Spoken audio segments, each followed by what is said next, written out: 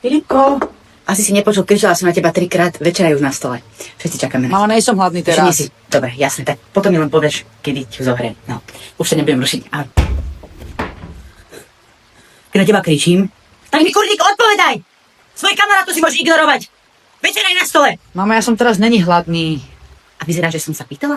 Máš to neumytý riad. Hej, spravím to, robím teraz niečo. Dobre, prepáč.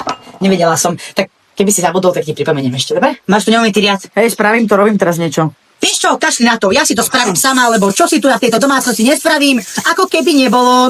No už sa nestávaj. Filipko, prosím ťa, nelez mi tam. Spadneš. Ak odtiaľ spadneš, tak ťa zabijem. No vidíš, správne rozhodnutie. Ty si opitý, Filip, pre Boha. Koľko vody si vypil? Treba veľa vody piť a magnézium. Počkaj, ešte vygoogliť, čo treba na to spraviť. Dostaneme sa z toho. Takže chlastať na to by ťa bolo, hej? No tak sa mi ukáž. Aký si hrdina.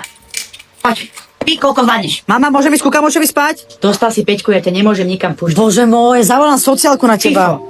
Ako to rozprávaš? Toto sme riešili aj s psychologičkou, že nemôžeš vydierať maminu. Mama, môžem ísť ku kamošovi spať? Za tú 5? No zabudni. Bože môj, zavolám sociálku na teba. Veď to by boli prázdniny. Ešte ti ich aj vytočím kľudne.